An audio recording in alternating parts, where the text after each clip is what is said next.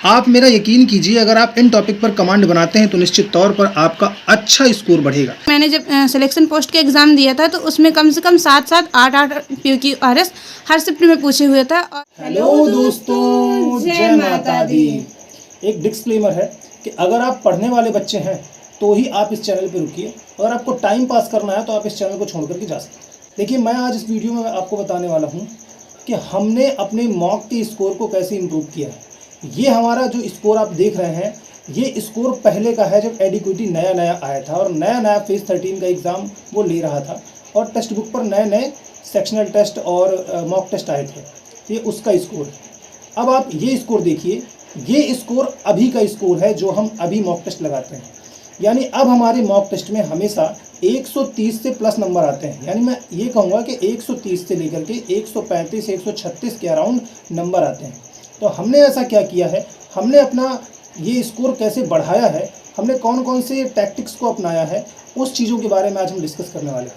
हम दोनों का स्कोर में ज़्यादा डिफरेंस रहता नहीं है। आप इस चीज़ को देखते होंगे, अगर आप मॉक को फॉलो करते होंगे, हमारे शॉर्ट वीडियोस देखते होंगे तो आपको पता चलता होगा कि हम दोनों की मॉक में ज़्यादा फ़र्क नहीं रहता है। 2-4 नंबर का फ़र्क रहता है। अगर थोड़ी सी मिस्टेक मुझसे हो जाती है तो बिट्टी आगे हो जाती है, अगर इनसे थोड़ी मिस्टेक हो जाती है तो मैं आगे हो जाता हूँ। तो ज़्यादा फ़र्क नहीं रहता है, आप मॉक में देख सकते हैं। ठीक है, तो आज हम उन्हीं छोटी छोटी टैक्टिक्स के बारे में, छोटे छोटे पॉइंट्स के बारे में बताने वाले हैं। छोटे छोटे वो टॉपिक बताने वाले हैं जिन टॉपिक को पढ़ करके हमने इम्प्रूव किया है। और ये एक दिन में नहीं हुआ है, इसके लिए प्रैक्टिस लगी है। और अभी भी जितना सीजन के लिए टाइम बाकी है, अगर आप लगातार मेहनत करते रहेंगे और इन्हीं टॉपिक को फॉलो करते रहेंगे तो निश्चित तौर पर मैं 100% गारंटी देता हूँ, आपसे कम से कम आपका जितना भी मौका आता होगा, कम से कम आप 15 से 20 नंबर तक इंक्रीज कर सकते हैं। तो अगर आप ऐसे फॉलो करोगे तो निश्चित तौर पे आपके स्कोर में एक इन्हांस देखने को मिलेगा। ठीक है, अब देखते हैं कि बिट्टी इस बारे में क्या सोचती हैं और उनका क्या ख्याल है। थोड़ा सा उनका पॉइंट ऑफ व्यू जान लेते हैं। जैसे कि अभी आप मॉक टेस्ट लगा रहे होंगे और जो न्यू टॉपिक आए हैं, अगर आपने उन पे काम नहीं किया होगा तो आपका स्कोर स्टक हो गया होगा। मतलब 110-12 से आगे बढ़ ही नहीं रहा होगा। क्योंकि जब हमने फर्स्ट टाइम एडिक्विटी का मॉक लगाया था तब हमारे 90-95 के अराउंड मार्क्स आ रहे थे, जो कि हमने आप लोगों के साथ शेयर किया था। तो ये 90-95 तो तब तक ही आता रहेगा जब तक कि जो टॉपिक आपको नहीं आ रहे हैं उन पे आप कमांड नहीं बनाते हैं। तो कुछ टॉपिक हैं जीके के भी, इंग्लिश के भी, मैथ के भी एंड रीजनिंग के भी। तो उन पे आपको अच्छे से काम करना है। ये टॉपिक हम अभी 1 मिनट बाद शेयर करने वाले हैं वीडियो में आगे।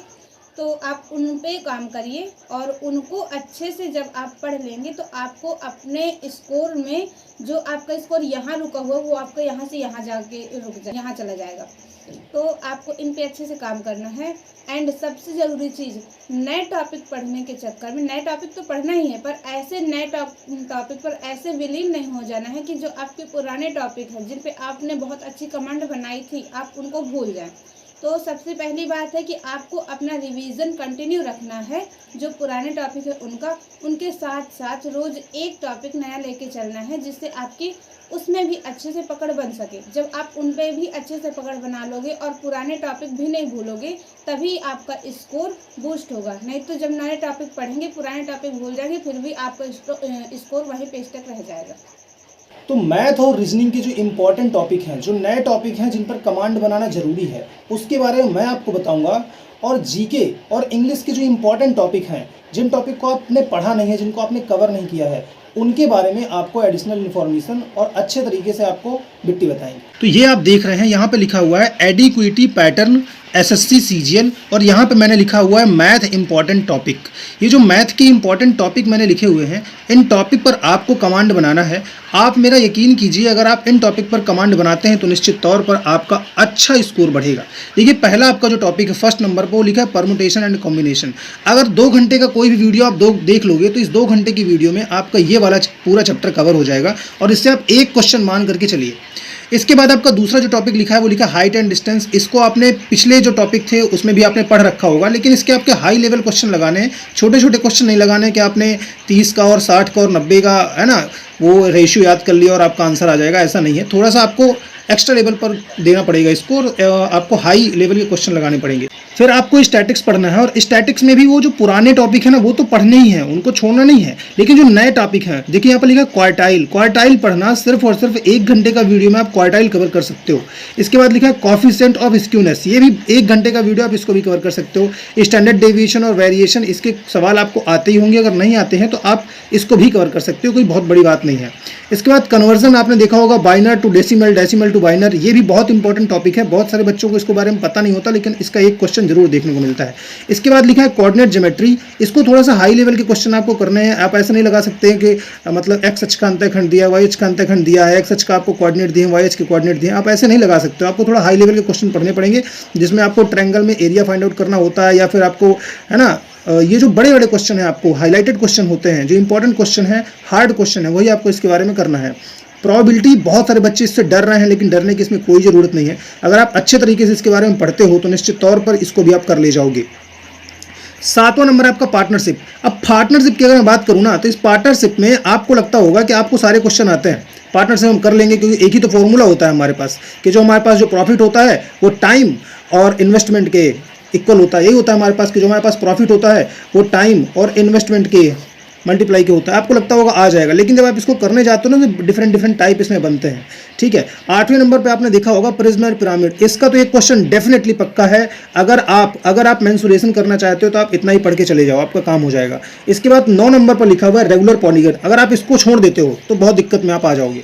अब कम से कम 10 क्वेश्चन बनेंगे, समझ लीजिए। ये जो पूरा मैंने आपको टॉपिक बताया ना, इस टॉपिक से आपको 10 क्वेश्चन बनेंगे, 10 क्वेश्चन आपको देखने को मिलेंगे। अब आते हैं हम रीजनिंग की तरफ कि रीजनिंग क्या है। रीजनिंग के इंपॉर्टेंट टॉपिक हैं, अगर आप इन टॉपिक को कवर कर लेते हो तो निश्चित तौर पर आपके कम से कम ये समझ लीजिए कि ये 10 क्वेश्चन यहाँ पर बन रहे थे, यहाँ पर भी आपके काफ़ी सारे क्वेश्चन हो जाएंगे। स्टेटमेंट वाले क्वेश्चन बहुत आते हैं, आपने देखा होगा। तो कथन और पूर्व धारणाएं, इसको आपको कवर करना है। कथन और कार्यवाही, इसको आपको कवर करना है। कथन और प्रभाव, इसको भी आपको कवर करना है। कथन और निष्कर्ष, स्टेटमेंट के अगर ये क्वेश्चन आपने कवर नहीं किए तो आप बहुत पीछे हो जाओगे, इसलिए 4 पैटर्न तो आपको कवर करने ही करने हैं। इनपुट और आउटपुट, देखो अगर आप इसको कवर कर लेते हो ना तो आपकी इंग्लिश में एज हो जाएगा, क्योंकि बहुत सारे लोग इसको स्किप करते हैं। लेकिन अगर आप इसको कवर कर लोगे और आपके अगर शिफ्ट में ये आ गया इनपुट और आउटपुट, तो समझ लो आप सबसे आगे हो जाओगे। इसके बाद आप देखोगे एनालॉजी, सिंप्लीफिकेशन, हार्ड क्वेश्चन आपको इसके करने हैं, इजी वाले क्वेश्चन नहीं करने हैं। ये आपको टॉपिक पहले से भी आते होंगे एनालॉजी और सिंप्लीफिकेशन के, लेकिन क्या है ना कि इन टॉपिक के आपको इजी क्वेश्चन आते होंगे, हार्ड नहीं आते होंगे। लेकिन आपको थोड़ा सा लेवल बढ़ाना है, आप लेवल बढ़ाओगे और हार्ड क्वेश्चन लगाओगे तो निश्चित तौर पर इस पर भी आपका स्कोर अच्छा हो जाएगा। अब आपको इंग्लिश और जीके के बारे में बिट्टी बताएंगी। बात करें इंग्लिश के इम्पॉर्टेंट टॉपिक की, तो आपको सबसे पहले जो क्लॉज एंड फ्रेज, ये नया टॉपिक है, पहले भी आता था लेकिन इतनी ज़्यादा मात्रा में नहीं पूछा जाता था, तो इसको आपको अच्छे से कवर करना है।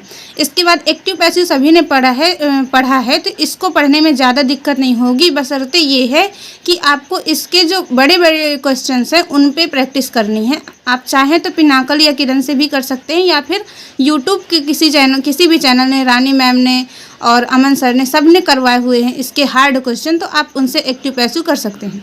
इसके बाद PQRS की प्रैक्टिस के लिए आप कोई प्रीवियस ईयर बुक लें या फिर यूट्यूब से प्रैक्टिस करें। PQRS बहुत ही, क्योंकि मैंने जब सिलेक्शन पोस्ट का एग्ज़ाम दिया था तो उसमें कम से कम 7-7, 8-8 PQRS हर शिफ्ट में पूछे हुए था, और तीनों लेवल्स में, मतलब 10th, ग्रेजुएशन एंड 12th सब में पूछा हुआ था। 7-7, 8-8 PQRS पूछ रहा था, तो आपको इस पर बहुत अच्छे से काम करना है। इसके बाद है रीडिंग कॉम्प्रीहेंशन। रीडिंग कॉम्प्रीहेंशन के लिए आप निमिषा मैम की वीडियो देख सकते हैं, उन्होंने बहुत ही अच्छे तरीके से इसको पढ़ाया हुआ है, और कैसे इसके आंसर्स राइट करते हैं। 2 से 3 मिनट में सारे क्वेश्चन हो जाते हैं इसके, 5 से 6। तो आप इसको अच्छे से कवर करिए, क्योंकि ये बहुत ही ज़्यादा स्कोरिंग, क्योंकि जब आप अच्छे से पैसेज कर लेते हैं तो आपको सीधे सीधे 5 मार्क्स की एज मिल जाती है। तो आप रीडिंग कॉम्प्रिहेंशन अच्छे से करें। इसके बाद है ट्रांसफॉर्मेशन ऑफ सेंटेंस। ये बहुत इंपॉर्टेंट है, क्योंकि ये कई शिफ्ट में देखने को मिला है कि कोई पास्ट इंडिफिनिट है, इसको पास्ट परफेक्ट में बदलिए, या फिर प्रेजेंट का सेंटेंस है, इसको फ्यूचर में बदलिए। तो आप इसको किसी अपने से नहीं कि हम खुद से कर लेंगे, किसी टीचर की हेल्प लें और उस हेल्प से इस टॉपिक को अच्छे से कवर करें। फिगर ऑफ स्पीच आप सबने पढ़ रखी है 12th में, लेकिन इसको एक थोड़ा सा और बढ़ा चढ़ा के यहाँ पे दिखाया गया है, तो इसको आप अच्छे से कवर करें, जिससे आपको बहुत ज़्यादा हेल्प मिलेगी। अब बात करते हैं जीके की। जीके तो ऐसा सब्जेक्ट है जो कभी भी किसी का कंप्लीट 100% कंप्लीट होता ही नहीं है, पर इसका मतलब ये नहीं है कि हम इसको छोड़ के आगे बढ़ें। तो हमें क्या करना है कि सबसे पहले इकोनॉमिक्स के कम से कम 4 से 5 क्वेश्चन पूछे जा रहे हैं, क्योंकि स्टेनो में भी आए हैं और सिलेक्शन पोस्ट में भी आए हैं।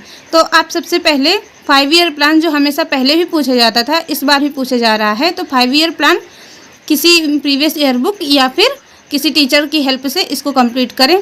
इसके LPG रिफॉर्म को देखना है इसमें थोड़ा ठीक से, और इसके बाद ये आपने पहले भी पढ़ रखा होगा GDP, NDP, NNP और GNP, तो आप इसको अच्छे से कवर करें, क्योंकि इससे पहले भी क्वेश्चन आते रहे और अभी भी क्वेश्चन बहुत ज़्यादा मात्रा में पूछे जा रहे हैं। तो इसको आप बिल्कुल भी स्किप ना करें, इग्नोर ना करें, इन पे अच्छे से काम करें।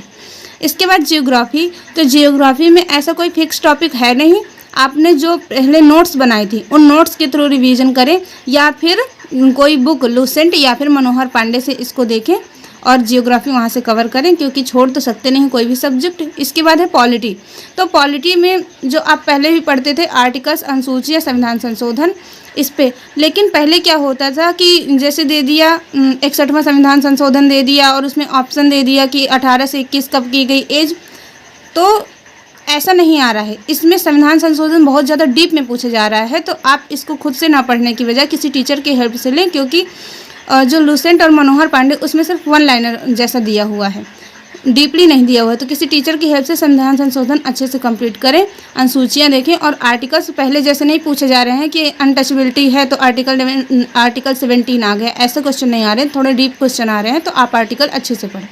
इसके बाद है हिस्ट्री, तो हिस्ट्री में क्या है कि जो आपने पहले पढ़ रखा है उसको रिवाइज करें और प्रीवियस ईयर क्वेश्चन ज़्यादा से ज़्यादा प्रैक्टिस करें, क्योंकि प्रीवियस ईयर क्वेश्चन प्रैक्टिस करेंगे तभी आपको पता चलेगा कि कौन सा टॉपिक ज़्यादा पूछा गया।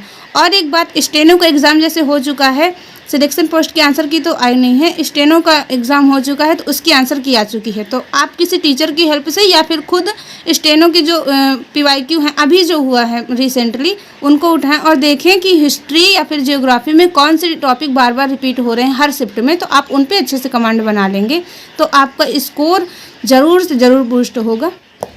तो अगर ये बताए हुए टॉपिक आप कवर करते हैं तो मेरा भरोसा कीजिए, ये आजमाई हुई बात है। मैंने आपको अपना पहला भी स्कोर बताया था और अभी प्रेजेंट टाइम पे हमारा कितना स्कोर बढ़ा है ये आप देख पा रहे हो। तो ये आजमाई हुई बात है, ये पूरा हम पे खुद इम्प्लीमेंट हुआ है। हमारा जो पहले का स्कोर आपने देखा है 98, 99 और 100 के अराउंड था, अभी हमारा 130 प्लस है, क्योंकि हमने नए टॉपिक कोई नहीं छोड़े हैं, चाहे वो जीके हो, जीके को भी जितने भी नए टॉपिक थे इकोनॉमिक्स से लेकर के सारे टॉपिक हमने पढ़े हैं। तो इसका मतलब ये है कि अगर आप भी इस तरह के नए टॉपिक को पढ़ना चाहते हैं, आप भी इस नए टॉपिक पर मेहनत करते हैं और अपना एफर्ट डालते हैं, तो निश्चित तौर पर 100% आपका स्कोर बूस्ट होगा। अब क्या है, नए टॉपिक पढ़ोगे नहीं फिर कहोगे स्कोर बूस्ट नहीं हो रहा है, स्कोर बूस्ट नहीं हो रहा है, तो ऐसा नहीं होगा। इन टॉपिक पर आप फोकस करिए और इन टॉपिक पर फोकस करने के बाद आपको खुद रियलाइज़ होगा कि आपका जो स्कोर है वो बूस्ट हुआ है। अभी भी ज़्यादा देर नहीं हुई है, सीजन के लिए अभी भी 12 दिन बाकी हैं, तो अगर आप मेहनत करते हो तो निश्चित तौर पर आपको उसका रिजल्ट दिखेगा। Thank you so much. जय माता दी।